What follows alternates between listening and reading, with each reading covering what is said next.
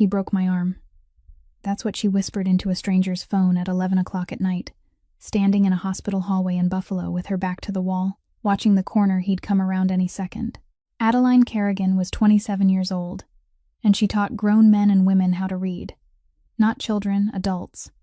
50-year-old roofers who'd hidden it their whole lives. Grandmothers who signed their names with an X. She worked nights at a community learning center on the east side of the city, and she hadn't been paid for a single one of those nights in over a year. She never complained about it. She just kept showing up. That Friday in February, she'd walked through the doors of Mercy General holding her left arm against her chest at an angle a human arm isn't built to hold. The man beside her had a hand on her shoulder and a smile that arrived before anyone asked him a single question.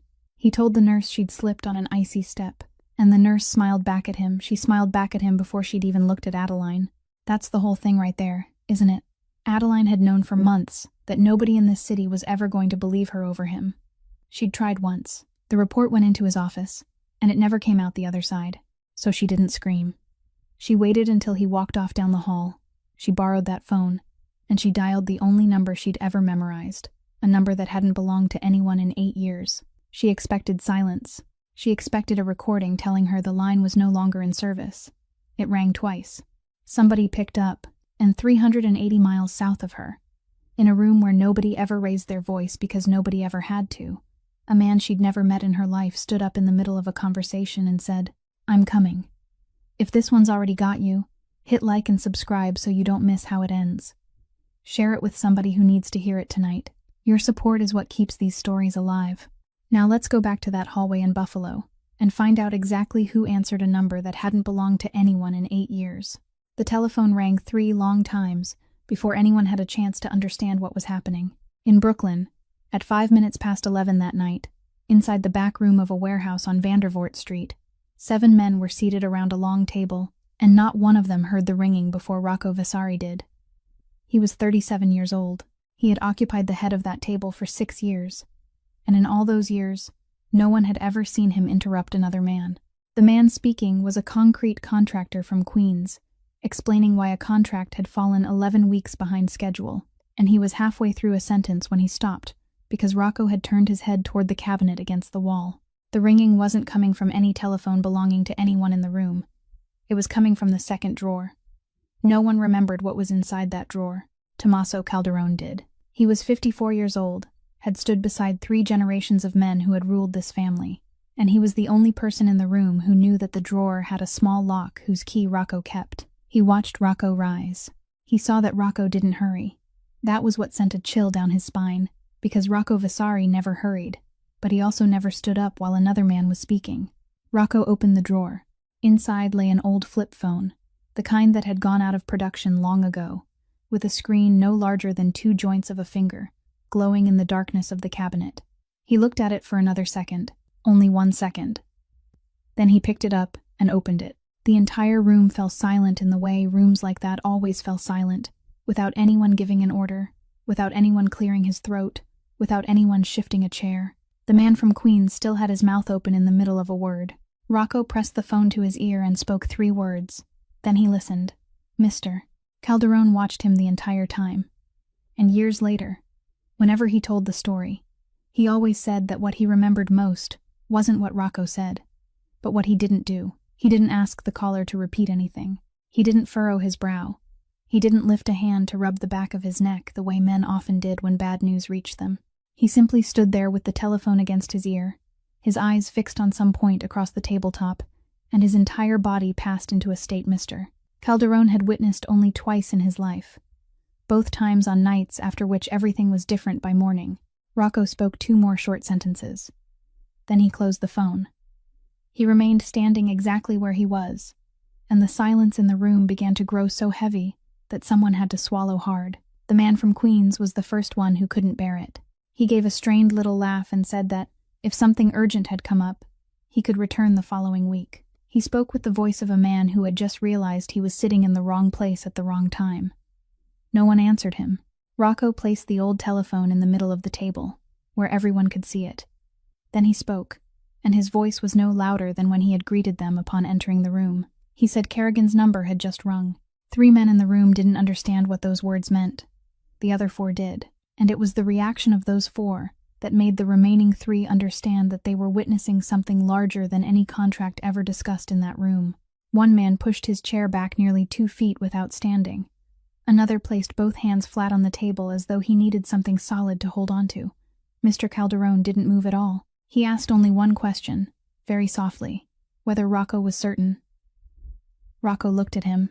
He said no one else in the world had that number. Mr. Calderone remained silent for 3 seconds, then asked his second question. Who had called? Rocco answered with a name no one in that room had ever heard spoken, the name of someone who, by every ordinary rule, shouldn't have existed in their world. He said it was his sister. Mr.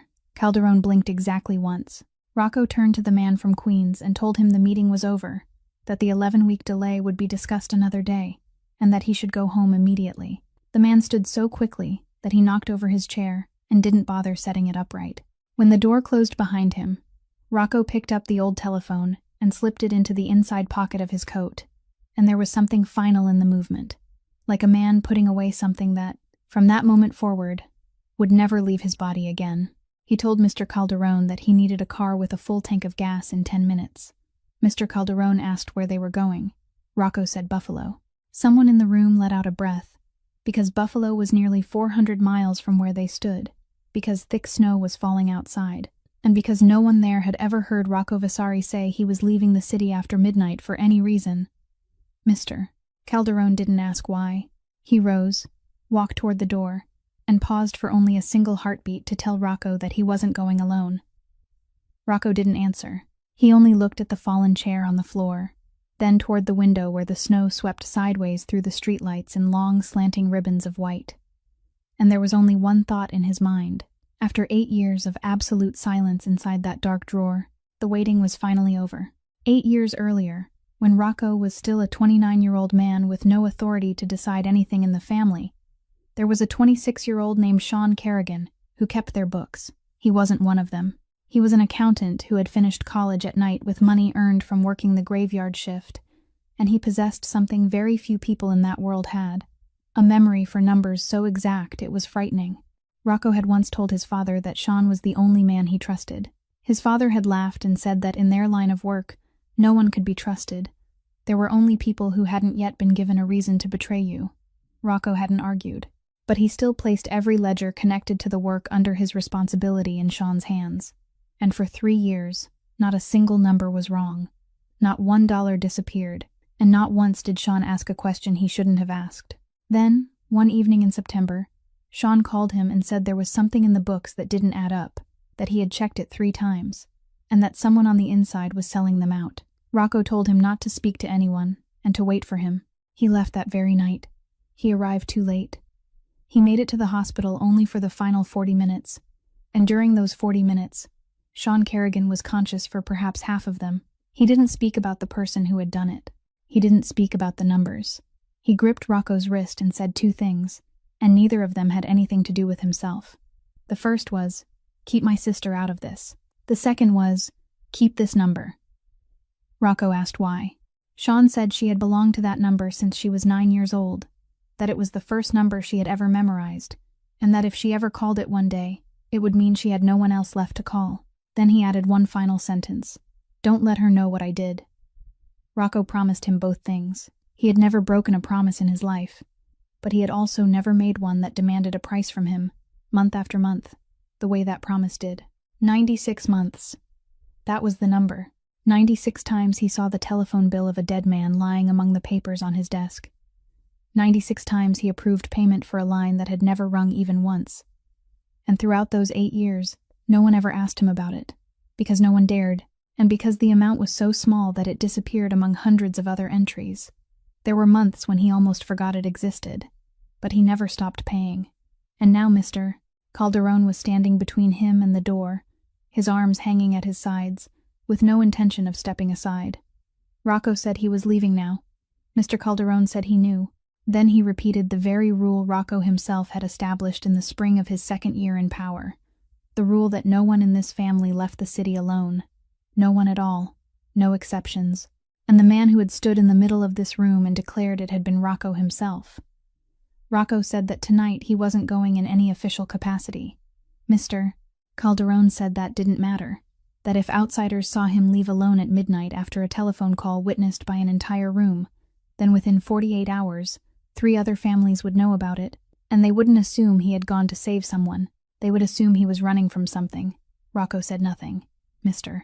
Calderon continued, telling him that he could hate it as much as he pleased. But he couldn't break the rule he had written with his own hand, and then stand before everyone tomorrow and demand that they obey it. Rocco looked at him for a long time. Then he said, "Fine. 2 cars, no more." Mr. Calderon nodded. Rocco continued, saying that the 2 cars would follow behind him and keep their distance, and whenever he stopped anywhere, they would remain inside their vehicles. No one would enter the hospital. No one would enter any building. No one would speak to anyone. No one would do anything unless he called. Mr. Calderon asked what would happen if he didn't call. Rocco said then they would stay outside until morning. Mr. Calderon asked one more question, the last one, whether this was family business. Rocco answered that it wasn't, that this was his business, and that was exactly why he needed everyone to stand still. Mr. Calderon watched him for another moment, then turned away, and when he reached the door, he told the other 6 men that anyone who couldn't go should leave for home immediately, and anyone who was going should be downstairs in the yard in 10 minutes, dressed warmly, with a full tank of gas, and carrying nothing the New York State Police might want to ask about. No one went home. Outside, the snow was still falling, growing thicker over the road, and Rocco remained alone in the empty room for another 10 seconds, one hand resting against the pocket of his coat where the old telephone lay, feeling its tiny weight through the fabric, a weight he had paid to preserve for 8 years, without ever truly knowing why he had continued to keep it. 40 minutes after leaving the city, the wind off the lake began sweeping sideways across the highway, driving the snow into long white bands that slashed through the beams of the headlights and made it feel as though they were driving into the heart of something rather than passing through it. Rocco kept one hand on the wheel and dialed with the other. The first person he called was Frank Delahunt, 66 years old, retired for 4 years after spending 30 years with the Bureau, now living in a small house outside Rochester, and answering the telephone close to midnight, in the voice of a man who hadn't been asleep at all. He listened without interrupting once. Then he asked whether she had been admitted to the hospital. Rocco said she had.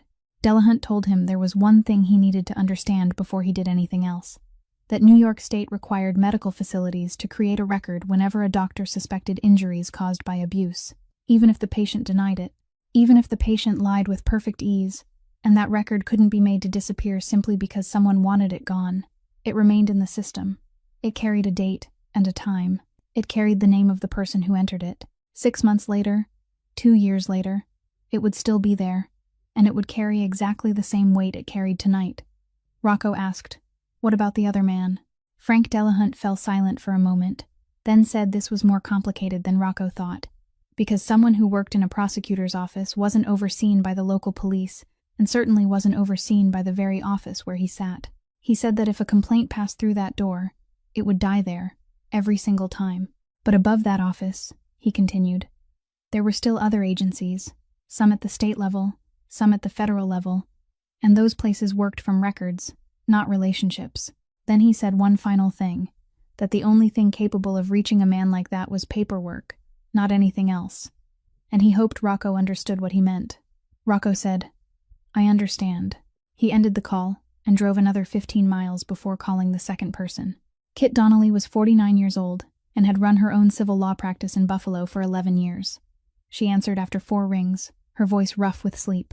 She heard 3 sentences and sat upright. She asked whether the woman was still with him. Rocco said no, that he was somewhere in the hospital.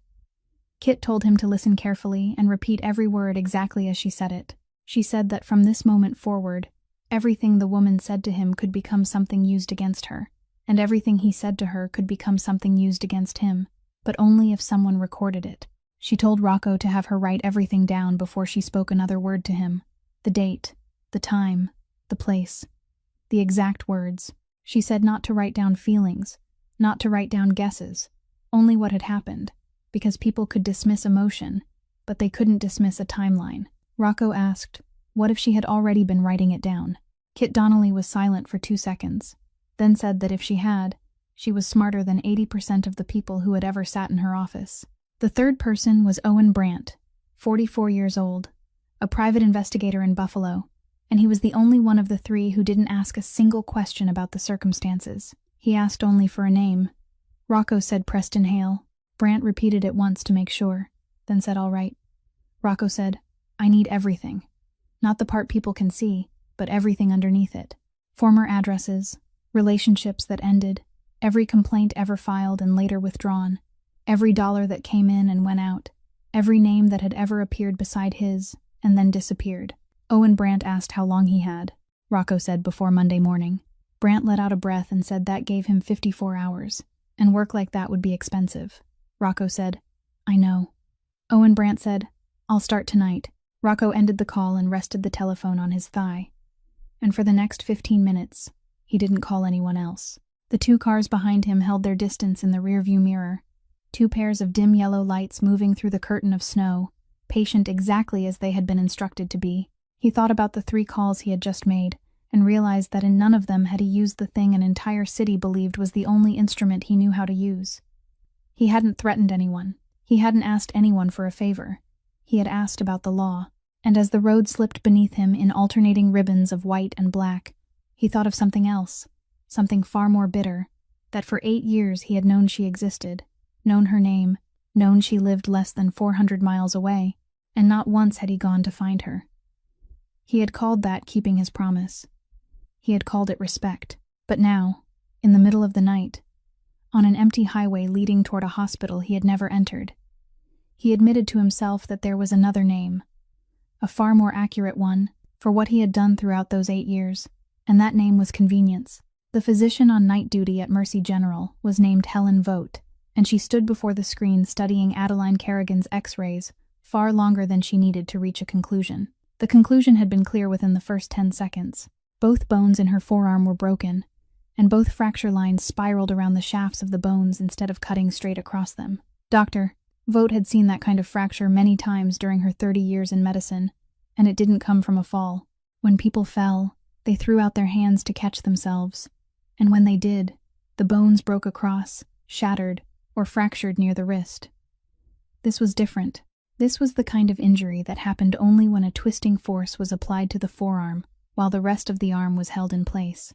She returned to the examination room and asked the nurse to bring her a medium-sized splint kit, speaking in such an ordinary voice that no one noticed she had deliberately sent another person out of the room. When only the 2 of them remained, she pulled a chair beside the bed, sat down at Addie's eye level, and asked exactly one question. She asked whether someone had done this to her. There was no careful introduction beforehand. There was no lecture afterward. Just one question, followed by silence while she waited.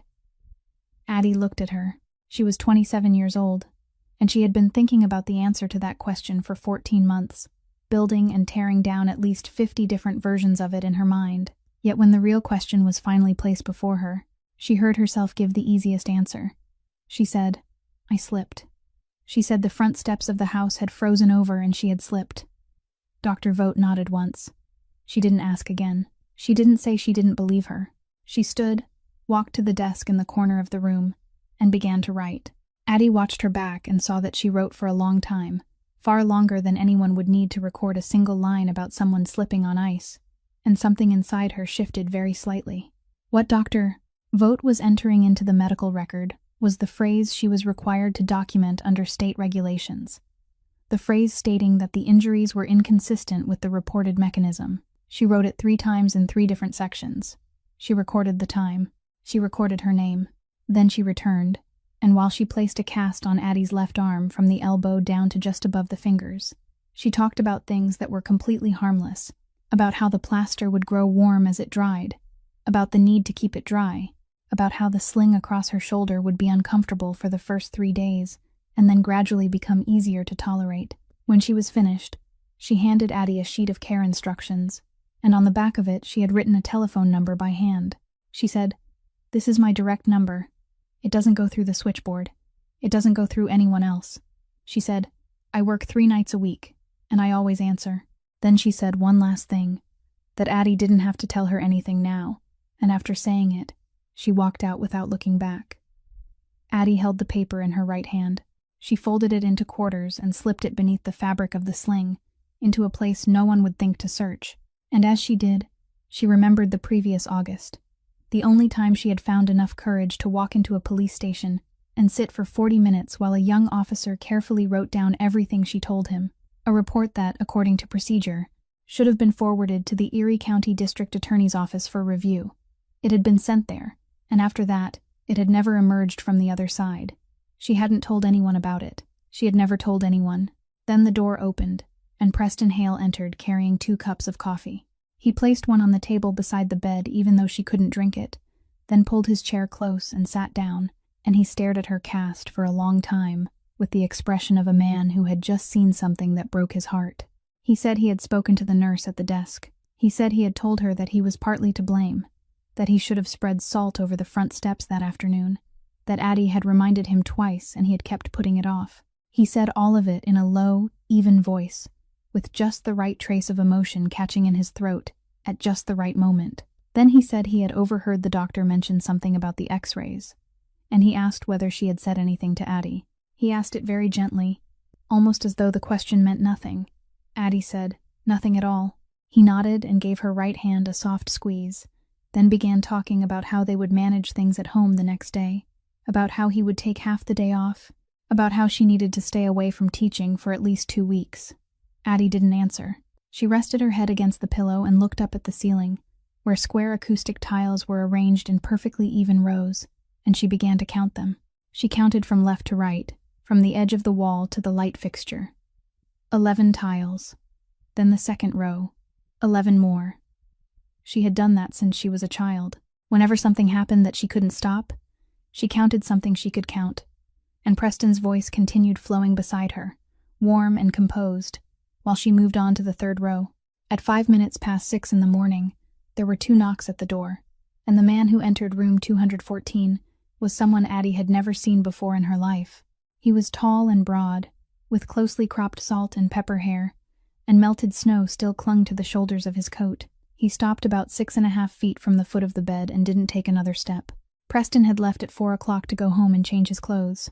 There were only 2 people in the room. Addie managed to push herself halfway upright with her right hand, and she heard her own voice ask who he was. He said, "Rocco Vasari." The name meant nothing to her. Then he added that he had known her brother. For one moment, the entire room seemed to recede, and the sound of the heart monitor in the corner became unbearably loud. Addie didn't speak for about 5 seconds. Then she asked why he had answered her brother's telephone. He said, "Because he told me to answer it." She stared at him, and felt something inside her chest begin beating out of rhythm, not because she was afraid, but because something she had believed for 8 years had just been seized and shaken hard. She said her brother had been an accountant.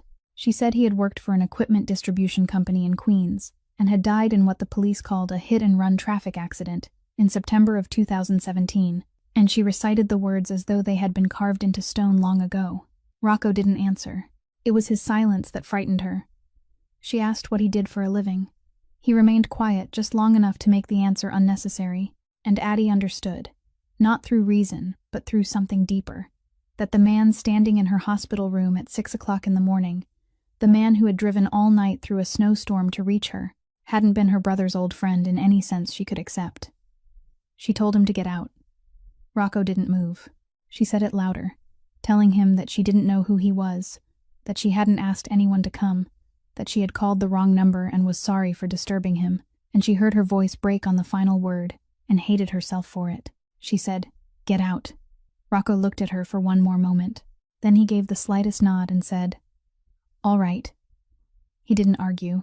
He didn't offer another word of explanation. He turned, walked out, and closed the door so gently that Addie didn't hear the latch catch. She sat there breathing hard, her right hand gripping the edge of the blanket, and nearly a minute passed before she realized she was trembling. Out in the hallway, Rocco took 4 steps and stopped beside the row of plastic chairs against the wall across from her room. He removed his coat, folded it across his lap, and sat down. He didn't call anyone. He didn't look at his telephone. He sat with his back straight, staring at the closed door about 10 feet away, and remained that way for 1 hour and 25 minutes, while the night shift handed over to the morning staff, while the breakfast cart rolled past, while the darkness outside faded into the pale gray of a February morning in Buffalo. At exactly 7:30, The elevator doors opened, and Preston Hale stepped out. He had showered, changed into another suit, and carried a bouquet of white daisies wrapped in paper. He walked down the corridor with the stride of a man who knew exactly where he was and knew he was welcome there. He passed the row of plastic chairs. Then he slowed. Then he stopped completely. He turned his head and looked at the man sitting there, and Addie, who had just managed to push her door open a crack after hearing familiar footsteps, saw everything through the narrow opening. She saw Preston's face change. It didn't turn pale. It didn't harden. It did something far more subtle. It rearranged itself, like the face of a man who had opened the wrong door and, within half a second, had already decided what role he would play on the other side. Then he smiled. He said, "Mr. Vasari." He spoke the name slowly and distinctly, like a man placing a card on the table that he had been holding for a very long time. Then he said Brooklyn was a long way from here. Rocco looked up at him. He didn't stand. He didn't answer. Preston kept smiling, shifted the bouquet from one hand to the other, and added that the weather the night before couldn't have made such a long drive very pleasant. Still, there was no answer. The two men looked at each other across the space of 3 footsteps in a hospital corridor washed in fluorescent light, and neither of them moved, and the silence between them wasn't the silence of 2 strangers. Addie pushed the door open wider. Both men turned toward her at the same time. She stood there with her left arm in a cast suspended in a sling, her hair disheveled, her face ghostly pale beneath the lights, and she looked from one man to the other, then back again. Then she asked, "Do you two know each other?" No one answered that question in the hallway. Preston entered the room, placed the flowers on the table, kissed her forehead, and said he had to be at the office by 9 o'clock, that he would come back for her at 11, and that she should get some more rest. He didn't mention the man outside. He walked past the row of plastic chairs without looking over.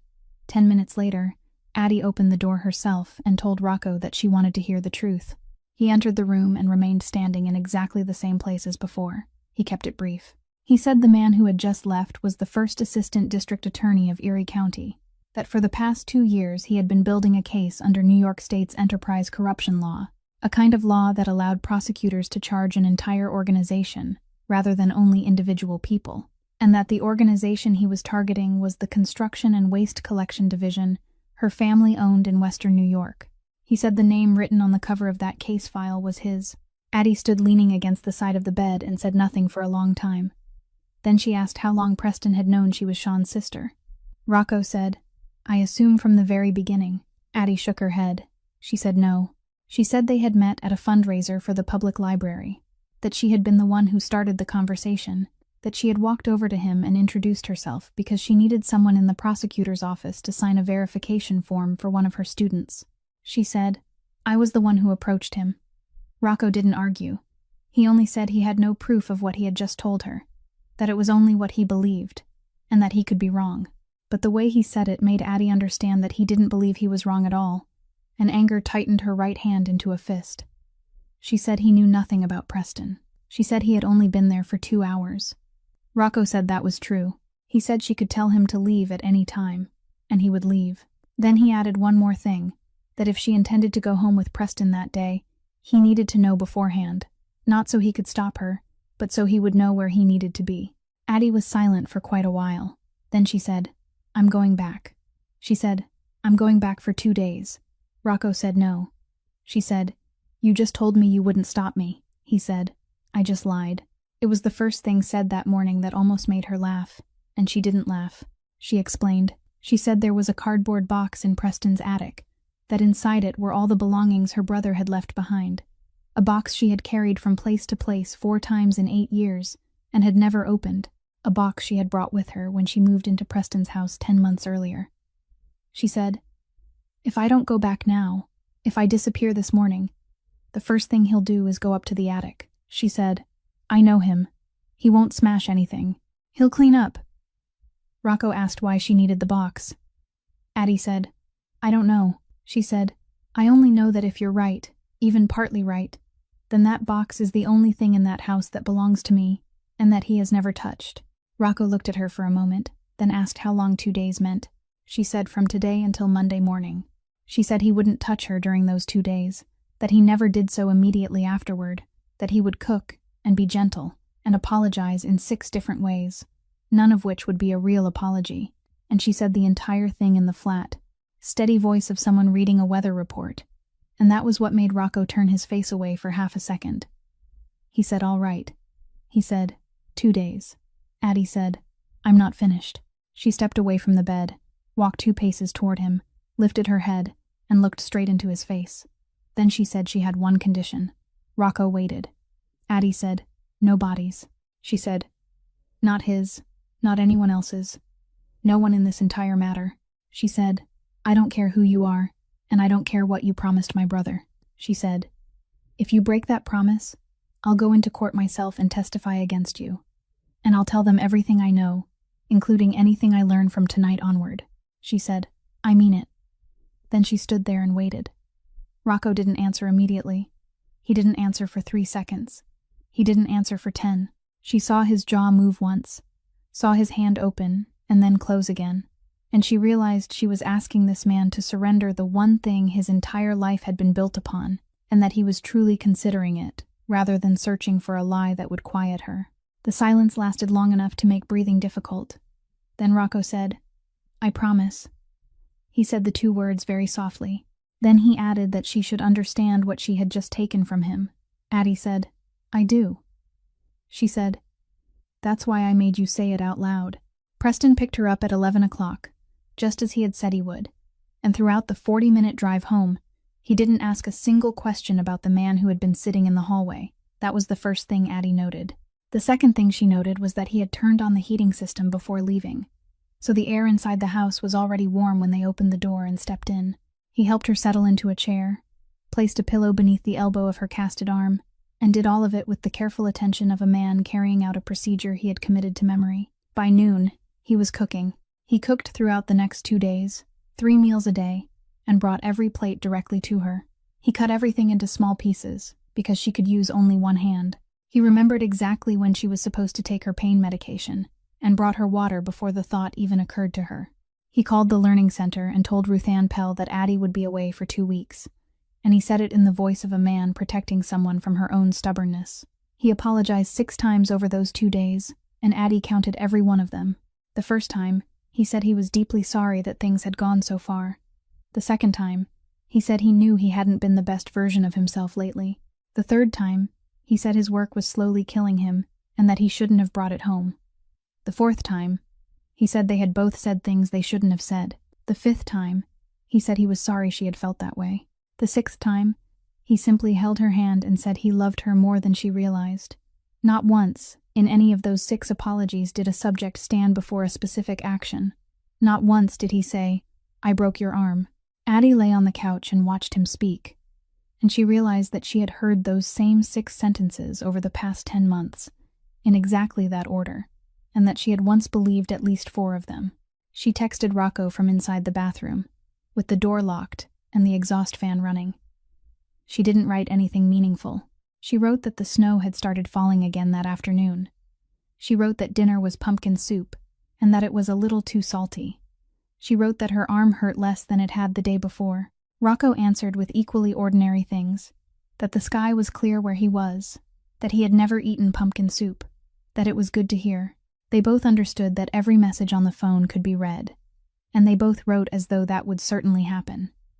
Only once did she write something different. She wrote that he hadn't gone up to the attic. Rocco replied with one word, "Good." The first night passed without anything happening. So did the second.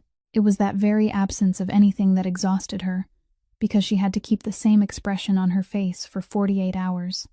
Had to smile at the right moments. Had to say thank you at the right moments. Had to let him brush her hair on Saturday night because she had only one usable hand and because refusing would have been an answer. On Sunday afternoon, he went out. He said he had a meeting with the campaign committee and would be home before 7 o'clock. Addie listened to his car pull out of the driveway. She waited another 7 minutes. Then she went up to the attic. The hatch in the second-floor hallway ceiling had to be pulled down with a cord, and doing it with one hand took her nearly 2 minutes. Sean's box sat in the farthest corner, exactly where she had placed it 10 months earlier, and from a distance it looked exactly the same. But when she came closer, she saw that the strip of tape sealing the lid had been cut in a straight line down the middle, then covered with another strip of tape, clear tape, not the brown kind she had used. She stood staring at that cut for a long time. Then she opened the lid. Everything inside was still there. She counted every item she remembered, and nothing was missing. But the contents had been rearranged. They were neater now, more orderly, sorted by size.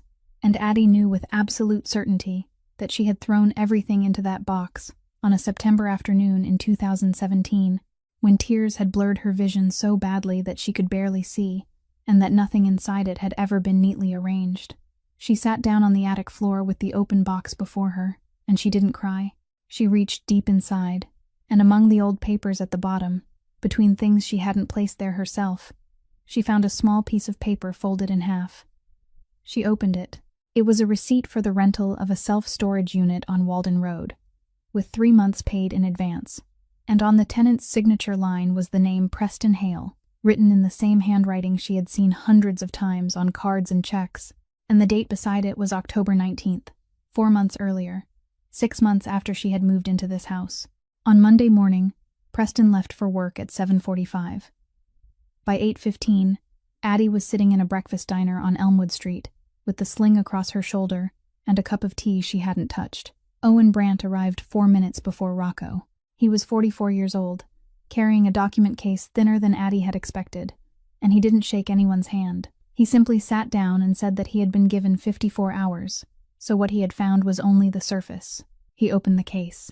He said the first thing was that during Preston Hale's 7 years at the Erie County District Attorney's Office, 2 internal complaints had been filed against him. Both had been filed by women. Both concerned his conduct, rather than his professional performance. And both had been withdrawn, one after 11 days and the other after 9. Addie asked who the women were. Owen Brandt said he didn't have their names yet, only the case numbers and dates, because withdrawn internal complaints were sealed. He said he was still looking. Then he moved to the second matter and turned to the next page. He said Preston Hale's campaign for Erie County District Attorney had received $340,000 over the past 14 months. He said there was nothing unusual about that amount for a county-level campaign. What was unusual was that roughly 1/3 of the money had come from individuals and small businesses whose names also appeared on the donor list of a nonprofit organization called the Lakeshore Futures Foundation, and that the donors' money had gone into the foundation first, before flowing back out as individual campaign contributions. An arrangement, he said, was formally legal, but made it extremely difficult to trace who was truly paying whom. He said the founder and chairman of the board of the Lakeshore Futures Foundation was Preston Hale. Then he stopped. He looked at Addie and said he wasn't sure whether the detail meant anything, but the foundation had an education grant portfolio, and one of its grant recipients was the East Buffalo Community Learning Center. Addie said nothing. She took the paper from his hand and read it, and she read it very slowly. And Rocco, sitting across from her, watched her face remain completely unchanged for 20 full seconds. She didn't turn pale. She didn't flinch. Nothing moved at all. Then she placed the paper on the table. She asked Owen Brandt whether he had the dates of the funding rounds. He said he did. She asked about September of the previous year. He turned through the papers, searched for a moment, then said that in September, the foundation had conducted a portfolio review and cut 4 grants, including one awarded to that center, the grant for its evening program, worth $22,000 a year. He said the reason recorded in the meeting minutes was a restructuring of priorities. Addie gave the smallest nod. Then she spoke, addressing the table rather than anyone sitting around it, and said that in September of the previous year, Ruth Ann Pell had called her into her office and told her the evening class would have to close because the funding was gone. She said the evening class had 23 students, and she had asked Mrs. Pell whether the class could remain open if she taught without pay, and Mrs. Pell had cried and said she couldn't ask her to do that, and Addie had answered that no one was asking her. She said 17 months had passed since that day. She said she had taught 3 evenings a week for 17 months without receiving a single dollar. She said she had sold her mother's car to make up the difference in her rent. She said she had moved in with Preston in April of the previous year because she could no longer afford her home, and she spoke every sentence in the same flat, steady voice, one after another, like someone tracing the points along a length of rope to discover where it had been tied. Then she stopped. Owen Brandt started to say something. She raised her right hand. She sat perfectly still for about 5 seconds. Then she said he was the chairman of the board that had cut the funding. She said, I lost my salary because of him. She said, I lost my home because I lost my salary. She said, I moved into his house because I lost my home. She said, I stayed in his house for 10 months because I had nowhere else to go. Then she said the final thing, and her voice still didn't rise above the level at which she had begun. She said, he didn't push me into that situation. He built it, and then he invited me to step inside. No one at the table spoke. Owen Brandt lowered his eyes to the papers in front of him. Rocco remained still and didn't reach toward her, didn't offer a single word of comfort, didn't do anything at all, because he understood that anything he said in that moment would only become another way of telling her that she hadn't been able to see it for herself. Addie pulled the paper closer and read the foundation's name once more. Then she said she needed to go home and collect her belongings, that she needed to leave today, and she said it in the voice of someone who had just finished a task, not someone who had just fallen apart. They arrived at the house at 20 minutes past 10 on Monday morning, at a time when Preston was certain to be sitting in a conference room on the 4th floor of the district attorney's office building. The 2 cars parked half a block away, and no one got out. Rocco walked with her to the door, then stopped on the front step, the very step mentioned in the hospital report, and said he would wait there. Addie told him to come inside. She said, I've only got one hand, and the box is heavy. She unlocked the door and entered the house where she had lived for 10 months. And the first thing she realized was that she didn't know what she owned inside it. She walked through the living room and saw nothing that belonged to her. She passed through the kitchen and saw nothing there either. In the bedroom, her clothes occupied 1/3 of the dresser, and she remembered that when she first moved in, they had taken up half of it. But she couldn't remember when that had changed. She packed her clothes into a canvas bag. She took her medicine, her phone charger, and the photograph of her mother from the bottom drawer. The photograph she had quietly moved from the top of the dresser into the drawer 9 months earlier, after Preston remarked that the bedroom should look tidy. She carried everything downstairs in 3 trips. Then she went up to the attic one final time, and Rocco carried Sean's box down. She stood in the middle of the living room, looked around once, and said she was finished. Then she remained still. Rocco asked whether there was anything else. Addie didn't answer immediately. She turned and walked toward the table against the wall in the corner of the dining room, the table she had always used for grading papers. And there sat a stack of pages nearly 16 inches high, held between cardboard covers and tied with string, where it had remained for months. They were her students' writing assignments, paragraph exercises written by men and women in their 50s and 60s who were learning how to form a complete sentence. She pulled the stack out of its cardboard cover, placed it on the table, and turned to a point about 1/3 of the way down. Between 2 assignments was a thin school notebook, the kind with ruled pages sold 3 for $1 at the drugstore, its pale yellow cover worn at the corners. She pulled it free with her right hand. Rocco looked at the notebook, then at the stack of papers, then back at her. He asked how long she had kept it there. Addie said 11 months. He asked whether Preston had never found it. Addie said no, then added that he had never touched this stack of papers even once. She said, in 10 months, he never read a single piece written by one of my students. She said, I once gave him one to read, just once, during the 2nd month. It was written by a 57-year-old welder, about the day he read a street sign for the first time. She said, he took the page, looked at it for about 3 seconds, handed it back, and said it was pretty good. She said, I never showed him anything again. Then she said, that's why I kept it here. She opened the notebook. Inside were lines written in pencil, the handwriting small and even, the words crowded close together to conserve paper, and the handwriting wasn't hers. It slanted farther to the right, the letters were rounder, and the dates were written in an entirely different style. She said, I practiced writing this way for 2 weeks before I started recording anything. She said, if he ever found it, I would tell him it belonged to a student. She said, I wrote in pencil so I could erase it if I needed to. Every entry began with a date, then a time, then a place, followed by 1 or 2 sentences describing what had happened, with no adjectives, no emotion, and not a single word about how she had felt. Some entries were 3 lines long, some were only 7 words. Rocco turned through several pages, then stopped. He asked how many. Addie said 71. She said the first entry was dated April 19th of the previous year. She said the last was from the previous Friday night, and she had written it with her right hand in the hospital bed at 2 o'clock in the morning while Preston was outside smoking. Rocco closed the notebook and placed it on the table between them. He said nothing. Addie looked at it, lying there on the tabletop. A notebook sold 3 for $1, beside a stack of assignments written by people who were only beginning to learn how to write, and she picked it up with her right hand. She held it for a long time. Then she spoke, not to Rocco, not to anyone, but aloud into the room, and said, "This is what I kept." Then she slipped the notebook into the pocket of her coat, fastened the button, and said, "Let's go." She reached the door and paused for a moment, not to look back at the house, but to place the keys on top of the shoe cabinet beside the entrance. 3 keys threaded through a metal ring, and the sound they made when they touched the wood was the final sound she ever created in that house. On Monday evening, Addie still went to the center. Rocco said she should rest. She said the class began at 8 o'clock, and if I don't go, 23 people will stand outside the door in the snow, and then turn around and go home. He drove her there. The center occupied the ground floor of an old building on Fillmore Street, with a narrow hallway and a classroom door that opened directly onto it, and Rocco said he would wait in the car. Addie said, "Suit yourself."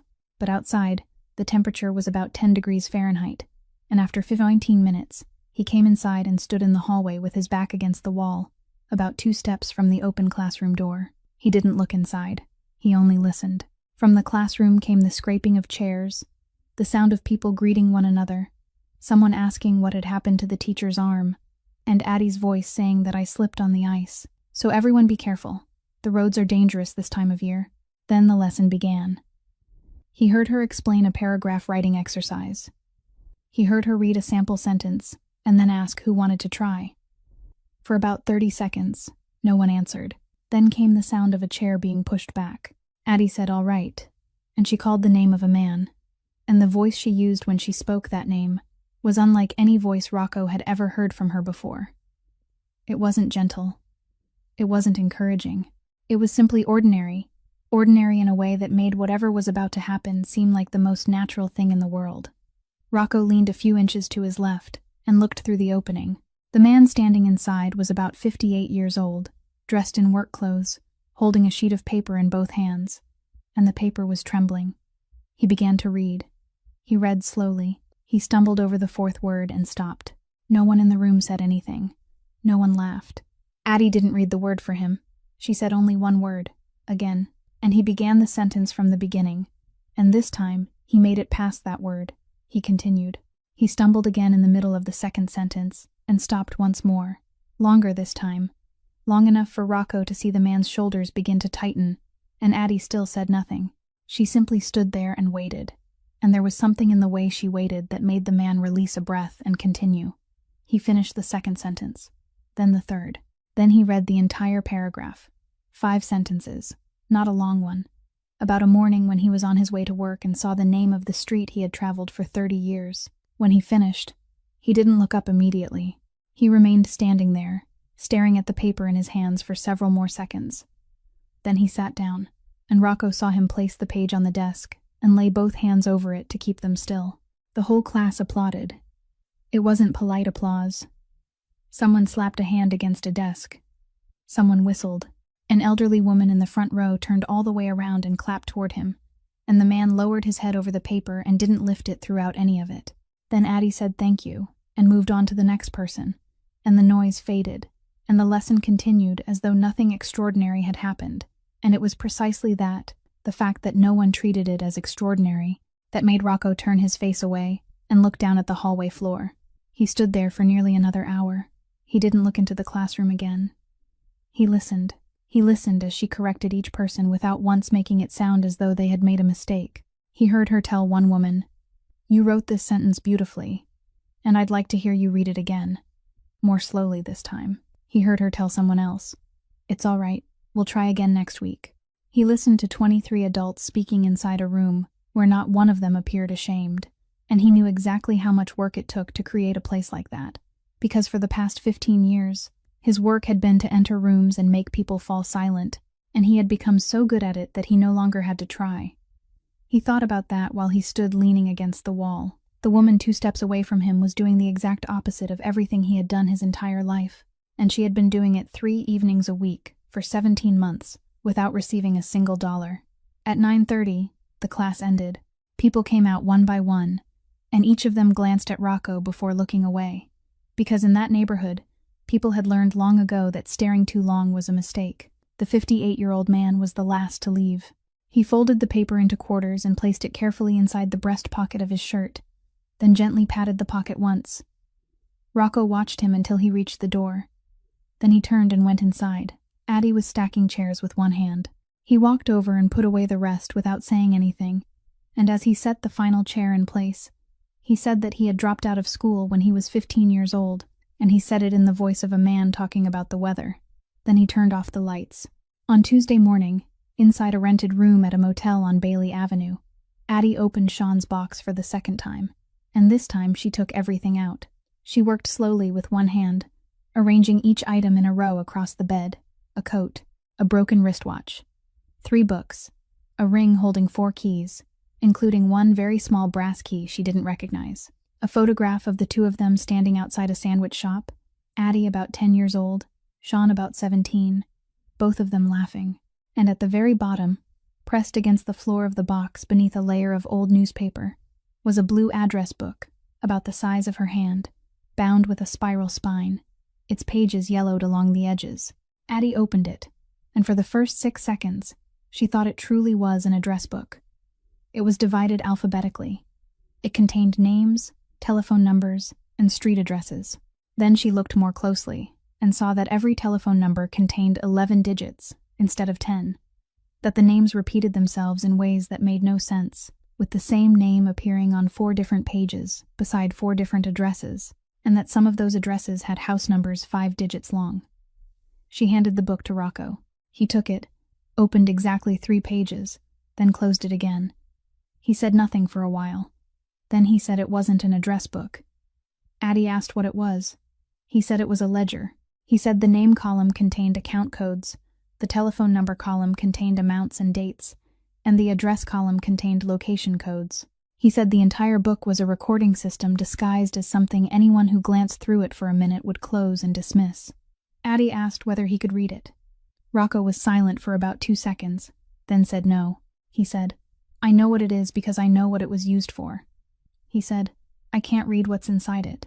Addie was about to ask another question when he said that Sean had kept every set of books connected to Rocco's operations for 3 years, and that Rocco had never checked a single line himself. And after saying it, he rose and walked to the window, and Addie understood that the conversation was over, though she didn't understand why. Around noon, Owen Brandt called. He said he hadn't found the names of the 2 women who had withdrawn their complaints, but he had found something else he didn't know how to handle. He said that while tracing the public records of cases Preston Hale had worked on, he had obtained an index of evidence from the active investigation, targeting the Vasari business group, the kind of document a court was required to release in abbreviated form. He said most of the contents had been blacked out, but the item numbers hadn't. And within that index, one confidential witness code appeared repeatedly.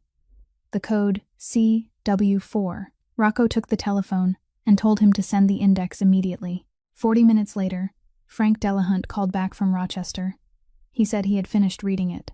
He said the rules governing redacted documents were very strict, that officials were allowed to conceal the substance but weren't allowed to conceal the structure, and that structure always told a story when the person reading it knew where to look. He said the code CW4 appeared a total of 29 times in the index. He said the entries were arranged in the chronological order in which they had been received, and that he had compared the unredacted date marks at the bottom of the pages. Then he stopped. He asked Rocco when the investigation had begun. Rocco said 2 years ago. Frank Delahunt said then there was a problem. He said the first entry connected to CW4 didn't fall within those 2 years. He said it appeared in a different investigative file that had later been incorporated into this one, a file that was much older, and that the earliest document carrying that code bore an intake date from the spring of 2016. He said that made 9 years as of today. He said 9 years didn't describe someone who had been arrested and offered information in exchange for leniency, because a person like that spoke once and then disappeared from the record. He said 9 continuous years meant a stable source, someone who had been maintained, protected, and cultivated, and it meant that person had never stopped talking. Then he said one final thing, that the person had to be on the inside, and had to be high enough to keep knowing things worth entering into an investigative file for 9 years without ever running out. No one in the room spoke. Addie looked at Rocco. He was still standing beside the window with the telephone in his hand, and he didn't move. She saw him repeat the number once, very softly, almost without sound. 9 years. Then he asked Frank Delahunt a question, and he asked it in a voice so even that Addie had to look closely before she noticed his other hand pressing against the window frame hard enough to turn his knuckles white. He asked whether the spring of 2016 came before or after September of 2017. Frank Delahunt said Rocco already knew perfectly well that it came before, meaning the staged crash that took Sean's life was ordered long after the betrayal had already begun. Rocco said, "I need you to say it," Delahunt said, 1.5 years before. Rocco remained motionless for a long time after the call ended, long enough for Addie to think he had forgotten she was still sitting there. And when he finally turned around, his face was completely normal, and she realized that was what made it frightening. On Wednesday afternoon, Owen Brandt called again and said he had found one of the two names. He said the woman was Meredith Vance, 38 years old, a former prosecutor in that same office who had resigned 4 years earlier and now worked for an insurance company in Amherst. He said he had contacted her through an intermediary attorney, and she had refused to meet Owen Brandt, refused to meet Kit Donnelly, and refused to meet anyone carrying either a law degree or an investigator's identification card. Then he said she had set exactly one condition. She would meet Adeline Kerrigan, alone, inside her car, for no more than 30 minutes. Rocco said no. Addie said, "I'm going." She said it before he had even finished his second word, then added that he could park as far away as he liked, but he wasn't allowed to get out of the car. At 4 o'clock the following afternoon, in the parking lot of a shopping center in Amherst, Addie opened the door of a silver car and sat down in the passenger seat. Meredith Vance was gripping the steering wheel even though the engine was off. She hadn't turned off the heater. She didn't look over. She said, "I have 30 minutes, and I'm not signing anything today." Addie said, "I didn't bring any papers." Meredith Vance looked down at her cast, then turned her eyes back toward the windshield. She said, "I heard you slipped on the ice." Addie didn't answer. Meredith Vance said, "I worked in that office for 7 years, and I heard that sentence about 400 times. Then she was quiet for a long while. Then she said she wanted to make one thing clear from the beginning, that he had never hit her. She said, not once. She said there was no photograph anyone could take, no medical record, nothing at all. She said, he only made me understand that I could be replaced. After saying it, she stopped, then began to explain. And she explained in the voice of someone who had rehearsed these words in her mind hundreds of times, without ever speaking them aloud to another person. She said, "He never criticized me. He praised other people. He praised a female colleague 4 years younger than I was, while I stood there listening, and he praised her sincerely, praised her for exactly the things I didn't have. He did it for 10 months. By the 11th month, I had begun changing the way I spoke, the way I dressed, the way I presented arguments in court. By the 14th month, I filed a complaint. 9 days later, I withdrew it." Addie asked why. Meredith Vance said, "Because I realized I had nothing to offer as evidence." She said, "I had 7 years of prosecutorial experience, and I couldn't write 3 sentences proving what had happened to me." She said, "I sat in front of that complaint form for 3 hours, and in the end I withdrew it because I had started believing that I was the one with the problem." Then she turned to her right and looked directly at Addie for the first time, and she said she hadn't agreed to meet her that day because of any of that. She said, "I agreed to meet you because of your last name." Addie sat perfectly still. Meredith Vance said, 3 years ago, when I still worked there and still had access to the record system, he asked me to do something for him." She said, "He asked me to retrieve the file from a closed case, a traffic accident. The victim had died," she said. "He told me it was connected to another active case, and that he needed to compare names." She said, "I retrieved the file and gave it to him, and I didn't ask any more questions." Then she said the name on the cover of that file was Kerrigan. There was no sound inside the car except the steady rush of the heater fan. Addie heard her own voice ask what date it had been. Meredith Vance said November, 3 years earlier. Addie went still, and inside her mind a calculation began running on its own, one she couldn't stop. 3 years earlier meant November of 2022. She had met Preston Hale at the library fundraiser in December of 2023. 13 months later, She lifted her right hand to cover her mouth. No sound came from her for about 5 seconds. Then her shoulders began to tremble, and tears ran down across the back of her hand, and she left them there, without wiping them away, without saying anything, until the wave passed. Meredith Vance didn't touch her, and didn't offer a single word of comfort. She only passed her the box of tissues.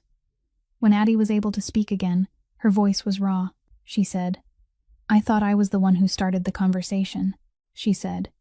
"I told my friends that story," she said. "I was proud of it." Then she said, "I can survive having my arm broken." And she lifted the cast slightly as though pointing to it. And she said, "I don't know how to live with knowing I was only a tool." Meredith Vance looked at her for a long time. Then she said she didn't have an answer for that. She said, "But I'll sign." She said, "Tell your attorney to prepare the papers." On Friday morning, Rocco drove back to Brooklyn alone and told no one where he was going. He parked in front of the 2-story house in Bensonhurst, where he had grown up, and the person who opened the door was his mother, Julia Vasari, 70 years old, a woman who hadn't left that street in 44 years. She looked at his face, then stepped back to let him in, and she didn't ask why he had come home at 9 o'clock on a Friday morning. She only said, "Go into the kitchen. The light is better there." He placed the blue notebook on the table. He said it belonged to Sean Kerrigan. Julia stopped in the middle of pouring coffee. She set the pot down. Then she sat, wiped her hands on her apron, and drew the notebook toward her. Before she married, Julia had managed the entire record-keeping system for his grandfather for 11 years. And no one in that house had ever spoken of it aloud, because it was the kind of thing people allowed silence to bear witness to. She put on her glasses. She opened the first page. Rocco pulled out the chair across from her and sat down, and he said nothing more. She read very slowly. She didn't turn the pages quickly, didn't skim, didn't ask a single question. Every few minutes, she took a small piece of paper and wrote several words, then crossed them out, then wrote them again. The coffee went cold in 2 untouched cups. Outside the window, a man was shoveling snow from the sidewalk, and the scrape of metal against concrete carried into the kitchen in a steady rhythm. After about 40 minutes, she stopped at a page near the end and remained motionless over it for a long time. Then she turned back about 10 pages, compared something, and returned to the first page. She did that 3 times. Rocco saw her shoulders change. She didn't release a breath. She didn't raise a hand to her chest. She simply sat a little straighter. And to someone who had lived beside her for 37 years, that was the clearest sign in the world. She removed her glasses. She asked, "Do you know how gifted that boy was?" Rocco said, "I know." She said, "No, you don't." She said he hadn't merely recorded money coming in and money going out. She said that every time he saw a payment that was wrong, he added another line in the column on the right, and that line wasn't an amount. She said that line identified the person who had given him the order. Then she said he had been doing it for 3 years without telling anyone. Rocco asked how many lines there were. Julia said 17. She said 16 of those lines referred to 16 different people, and the names meant nothing because they were only errand men. She said there was one other line. She said the final line, dated September 12th, 2017, carried the same command code as 15 of the earlier lines. She said that code stood above every other code in the notebook. Rocco said nothing. Julia watched her son for a moment, then said the last thing she had to say, that the boy had known before he died, and he hadn't told Rocco because he knew Rocco wouldn't believe him. Then she picked up the pencil, pulled the scrap of paper toward her, and wrote a name. She wrote slowly in capital letters, the way a name is carved into stone. Then she pushed the paper across the table toward him and withdrew her hand. Rocco looked down. 2 words were written on the paper. Aldo Ferrante. There was no sound in the kitchen. The shoveling outside had stopped at some point, though neither of them had noticed when. Rocco didn't move. He didn't reach for the paper. He didn't stand. He remained seated in that chair, staring at those 2 words, and the only thing that changed in him was his breathing. It slowed, then slowed further, until the movement of his chest was almost impossible to see. Aldo Ferrante was 58 years old. Aldo Ferrante was the man who had taught him how to drive. Aldo Ferrante was the man who had sat at this kitchen table for Sunday dinner throughout Rocco's childhood. Aldo Ferrante was the man who had stood to Rocco's left at his father's funeral and placed a hand on his shoulder as the coffin was lowered, And the man who had told him that evening, "From now on, you don't have to ask anyone else, you ask me." Aldo Ferrante was the man who had sat 2 seats away from him at every meeting for the past 6 years. And Aldo Ferrante was the man who, on that final night, had told him to go alone, that it was a long drive and he would travel faster by himself. Rocco remembered that detail, and still he didn't move. Julia asked one more question, very softly. She asked what he intended to do. He didn't answer.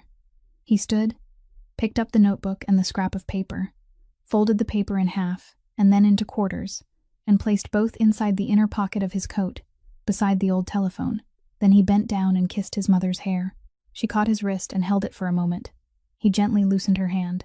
He walked to the door, and when he reached the sidewalk, he stood in the cold for about 30 seconds. His eyes lowered toward the snow that had been shoveled into neat banks on either side, and there was only one sentence in his mind, that 9 years meant it had begun before, and before meant Sean Kerrigan hadn't died because of a car. Rocco sat in the car outside his mother's house for nearly an hour without starting the engine. Mr. Calderone found him there. He opened the passenger door, climbed in, closed it behind him, and sat in silence for about 2 minutes before asking. Rocco handed him the piece of paper. "Mr." Calderone unfolded it, read it, then folded it again along the same creases, and placed it on the dashboard. He didn't ask whether Rocco was certain. He only said that he had known that man since he was 24 years old. Then he said that if this had happened 3 years earlier, it would have been over before nightfall. Rocco said, "I know." Mr. Calderone said, "Then do it." Rocco said nothing. Mr. Calderone turned to look at him and said he didn't need a speech.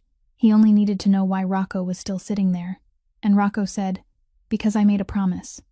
Mr. Calderone remained silent for a long time. Then he said the sentence Rocco would later remember more clearly than anything else spoken that day, that he was keeping his word to a woman he had known for 9 days, instead of to a man who had stood beside him for 30 years. Rocco stared straight through the windshield. He said, "That's right." Mr. Calderone waited for another sentence, but none came. Then he exhaled and said, "All right, then we do it another way," and he asked who Rocco wanted in the room. The meeting took place on Saturday night, inside a closed restaurant in Ozone Park. 4 men sat at the main table, and the man in the middle was Ugo Ansaldi, 74 years old, a man no one in their world addressed as anything but Mr. He had occupied that position for 19 years. He didn't like meetings at night, and he had made that clear before taking his seat. Rocco placed the blue notebook on the table and said he wasn't asking permission to do anything. He was only presenting the facts. Then, he presented them.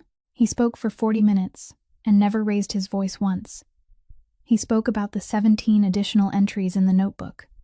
He spoke about the command code that appeared 16 times. He spoke about the court's evidence index, the confidential witness code, the number 9 years, and the fact that those 9 years had begun before the autumn of 2017. He didn't say a single word about Sean Kerrigan as someone he had known.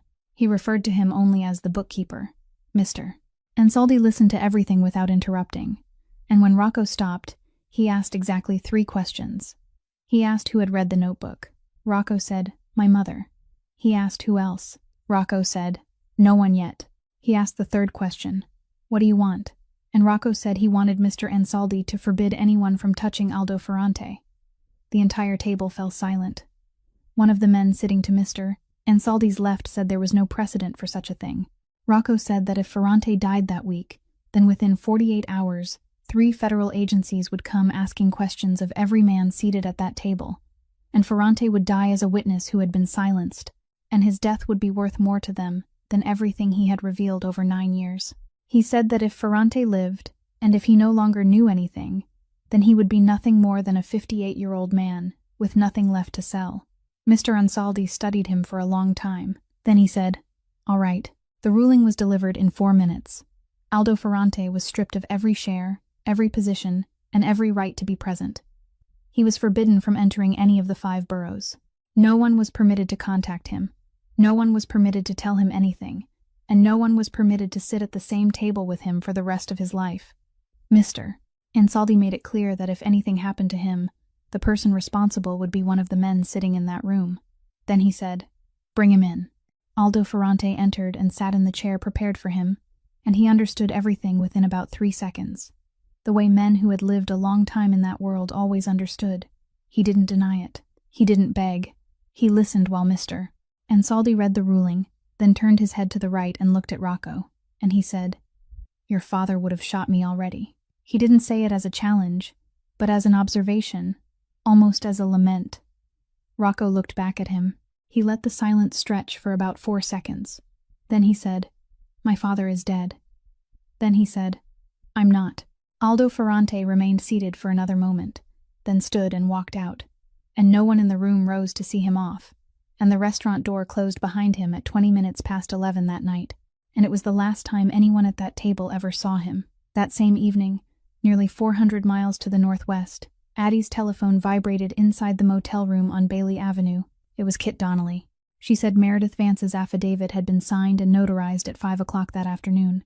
Then she added one more sentence, and she said it in an entirely different voice, faster and sharper. She said, "I made a call." Then she said, "Don't ask." Then she ended the call. At 8:45 on Monday morning, along the stretch of Delaware Street in front of Preston Hale's campaign office building, 6 black cars were parked beside the curb. Every one of them sat properly within a marked space. Every parking meter had been paid. 12 men stood beside the vehicles in the snow, 2 men to each car, and they did absolutely nothing. No one smoked. No one spoke to anyone else. No one blocked the sidewalk. They simply stood there with their hands resting in front of their stomachs, their faces turned toward the street, as silent as men waiting for a funeral to begin. Pedestrians passing that stretch of road saw them, and every one of them did the same thing, slowing for half a step before continuing without looking back. A police patrol car passed at 5 minutes to 9, slowed down, observed them, then continued on, because there was nothing there to stop for. Rocco stood at the corner, about 50 feet from the main entrance. He didn't come any closer. Addie arrived at exactly 9 o'clock, walking from where she had parked 1 block away, her left arm still in the sling and her right arm holding a hard-cover document case against her body. She walked past the 12 men, and not one of them looked at her, and she understood that their refusal to look at her was also part of what had been arranged there. Mr. Calderone stood beside the glass door. When she reached it, he pulled it open and held it for her, and he did so exactly as any 54-year-old man might hold a door for someone whose hands were occupied, without bowing his head, without speaking, without the slightest trace of ceremony. Addie said thank you. He said, "You're welcome." She went inside. Rocco remained at the corner. She took the elevator to the 3rd floor and passed the reception desk of the campaign office, where a young woman looked up and said, "Miss Kerrigan, does he know you're coming?" Addie said no, then walked directly to the door at the end of the hallway and opened it without knocking. Preston Hale was sitting behind his desk, with 2 other people in the room. He looked at her, then at the document case, and for about 1.5 seconds, he said nothing. Then he told the other 2 people to leave. They left. The door closed. Addie didn't sit down. She walked to the front of the desk, placed the document case upon it, opened it, and began taking things out one by one, setting each item on the desktop several seconds apart without saying a word. The first was a copy of her Mercy General medical record bearing Dr. Helen Vogt's signature, with 3 sections marked in colored ink, 3 repetitions of the phrase stating that the injuries were inconsistent with the reported mechanism. The second was a complete photocopy of the yellow notebook, all 71 entries numbered and stamped with the date they had been received by the law office. The third was a comparison of the flow of money between the Lakeshore Futures Foundation and the campaign, accompanied by the minutes from the board meeting the previous September, with his name listed as chairman, and the line documenting the elimination of funding for the evening program. The fourth was a notarized affidavit, 3 pages long, signed by Meredith Vance. Preston stared at the 4th document longer than he had looked at the first 3 combined. Then Addie placed the final paper on the desk. It was a request form for the retrieval of archived records, the standard printed form used by the Erie County District Attorney's Office, dated November 14, 2022. The requested file bore the name Kerrigan, and in the box identifying the person making the request was Preston's own signature. She placed it in the center, on top of everything else. Then she stated 4 things. She didn't read from a page. She said that first, he would withdraw from the election before 5 o'clock on Wednesday afternoon, citing personal reasons and offering no further explanation. Second, he would resign as chairman of the Lakeshore Futures Foundation and restore in full the funding that had been cut from the Learning Center, subject to an independent audit. Third, he would never contact her again in any form, either directly or through another person, beginning the moment she walked out of that room. Fourth, he would sign a notarized statement describing what had happened during the previous 10 months, and that statement would be sealed and held by her attorney. She said that if he fulfilled all 4 conditions, she wouldn't file a criminal complaint at that time. She said that if he refused, everything lying on the desk would be sent simultaneously to 4 different places on Thursday morning. Preston remained silent for a long time. Then he began, and over the course of about 90 seconds, he made 4 moves. For the first, he leaned forward and said that she wasn't well, that she had just suffered a serious injury, that he was worried about her, and that he believed she needed to see a doctor before making any decisions. Addie didn't answer. For the second, he leaned back, changed his tone, and said that most of what lay on the desk could be explained, that the minutes of a board meeting didn't prove motive, and that the affidavit of a resentful former employee was worth no more than the paper it had been printed on. Addie still didn't answer. For the third, he said very calmly that she should think carefully about the people beside whom she had chosen to stand, that she should ask herself whether she truly knew who the man outside on the street was, and that if any of this became public, the name appearing in the newspapers wouldn't be his. Addie said, "That was your third move." Preston stopped. Then he made the fourth. He lowered his voice until it was scarcely more than a breath, and he said, "I was going to marry you." Addie looked at him. She said, "You were going to marry my brother's name." Preston Hale didn't answer that. He straightened in his chair, opened the drawer on his right, took out a thin case file, and placed it on the desk beside her papers. He didn't open it. He said that now it was his turn. He said that for the past 2 years, he hadn't merely been building a case involving construction contracts and garbage trucks. He said he had the file from the night of September 12th, 2017. He said he had the crime scene report, photographs, a forensic conclusion, stating that the victim's injuries weren't entirely consistent with a vehicle collision, statements from 2 witnesses who had later withdrawn them, and a chain of documents showing that the man standing outside on the street had been in that same city on that very night. He said the only thing he had lacked for 8 years was a blood relative of the victim willing to stand up and say that their brother had been murdered. He said that without such a person, the file was nothing but paper. Then he named his price. He said she could gather up her papers and walk out of there, file no complaint, send nothing anywhere, and he would close the file on the night of September 12th forever. Or she could continue, and he would bury the man who had driven 380 miles through a snowstorm for her. He told her to choose. Addie stood motionless for about 4 seconds. Then she said that at 7:40 that morning, Kit Donnelly had submitted every one of these documents, the originals, to an agent named Diane Halloran with the Public Corruption Unit of the Federal Bureau of Investigation's Buffalo office. She said there was a receipt. She said Kit had also submitted one more thing he hadn't seen. Then she took the final sheet from the case and placed it on top of his file. It was a copy of the 17 additional entries from the Blue Notebook, accompanied by a handwritten decoding and a notarized statement from the person who had deciphered it. She said her brother had recorded the name of the person who ordered every improper payment over the course of 3 years. She said 16 entries referred to 16 errand men. She said the 17th entry, dated September 12th, 2017, carried the same code as 15 of the earlier entries, and that code wasn't Rocco Vasari. She said it was Aldo Ferrante. Preston didn't move. Addie continued, and her voice didn't rise or quicken. She said that 3 years earlier, he had retrieved her brother's file from the archives. She said the request form lying on the desk carried his signature. She said that around that same time, his source identified as CW4 had already been providing information for 7 years, and no one maintained a source for 7 years without knowing who that person was.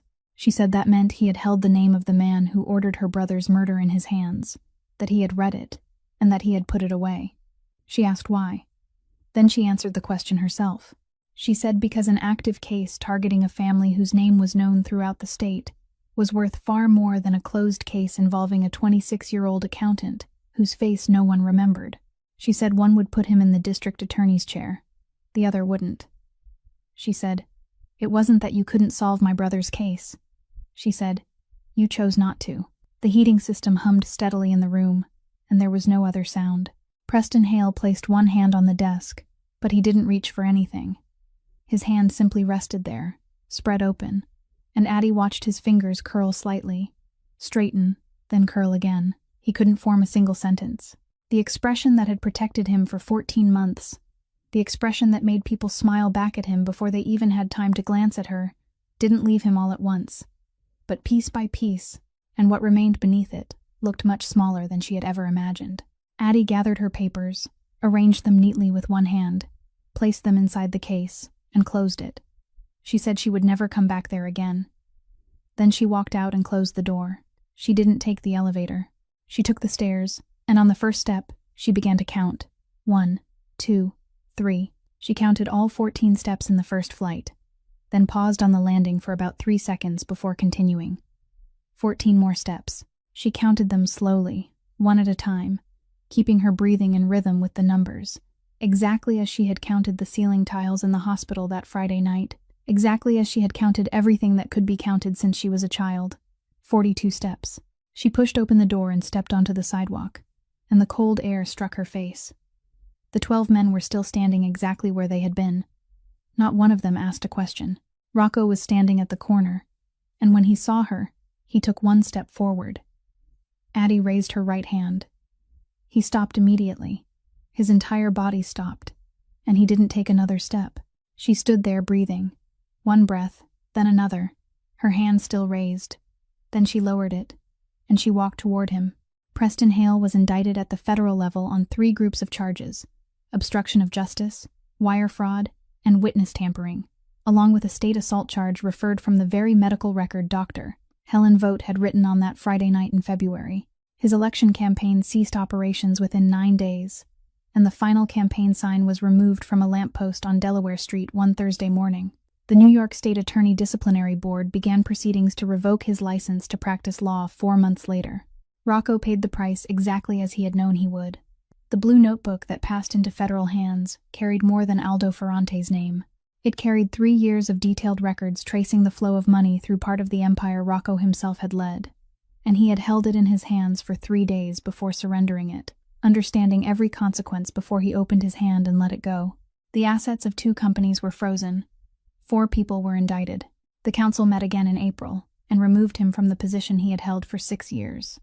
He didn't argue a single word. He surrendered his entire share in exchange for the right to walk away and remain alive. And Ugo Ansaldi agreed because Rocco's father had done something for him 40 years earlier, a debt he had never repaid. When Addie asked whether he regretted it, he said he had been what he had been, that for the rest of his life he would become something else, and that she had no obligation to stay and watch. He sold the house in Bensonhurst that summer. He wanted to give the money to the center, and she refused until he agreed to her conditions, that every dollar would pass through a foundation subjected to a public audit every year, that Kit Donnelly would serve on the oversight board, and that his name would appear on no sign, no brochure, and no page the public could read. He said, "All right." She said, "I'll check." He said, "I know." 1 year later, the East Buffalo Community Learning Center was renamed the Kerrigan Center and moved into a 2-story building with an elevator on Fillmore Street. Adeline Kerrigan, 28 years old, served as program director. Ruth Ann Pell was still there, still seated behind the same old desk, still the person who opened the doors at 7 o'clock every morning. Meredith Vance taught a basic legal literacy class on Thursday evenings, teaching people how to read a rental agreement, how to understand a summons, and how to write a petition in a way that wouldn't allow it to be ignored. There was a new program for women who had recently left controlling relationships, and the people teaching those classes were women who had lived through the same thing themselves. Rocco ran a legitimate construction company on the south side of the city with 19 employees, 7 of whom had been released from prison within the previous 2 years. On a Tuesday evening in October, inside a classroom on the first floor, it was one student's turn to read his work. The 38-year-old man stood, held the paper in both hands, and began. He stumbled over the 6th word. He stopped. No one said anything. The teacher standing at the back of the room spoke only one word. Again. And he began the sentence from the beginning. He read all 5 sentences. When he finished, he looked at the paper in his hands for another moment before sitting down, and the entire class applauded, and he placed both hands over the page to keep them still. On the reception desk of the center sat a landline telephone connected to an old number. It was the number for which one man had paid the bill for 96 months without ever hearing it ring even once. Now it was the center's direct helpline. It rang every day, sometimes 8 times, sometimes 20, and someone always answered on the other end. This story leaves us with several things worth considering. Some promises are kept in silence for years, unseen by anyone, praised by no one, and then one night they save an entire human life. The cruelest thing people can do to one another isn't to wound the body, but to make someone believe their worth exists only in the benefit they provide to others. True justice is rarely loud. It doesn't need an explosion. It simply closes one door after another, until there is nowhere left to escape. And the kindest thing we can offer another human being is the belief that they deserve to be heard.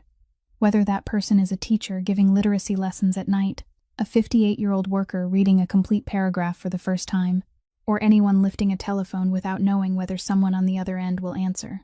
If today's story touched you, please subscribe to our channel, press the like button, and share it so that together we can hear more meaningful stories every day. How did this story make you feel? And did you recognize anything in it that connects with the real lives unfolding around you? Please leave a comment below. We truly want to hear the feelings that come from deep within your heart. Goodbye, and we'll see you again in the next video. We wish everyone watching this video strong health, a joyful life, and peace in every day ahead. Goodbye, and until we meet again.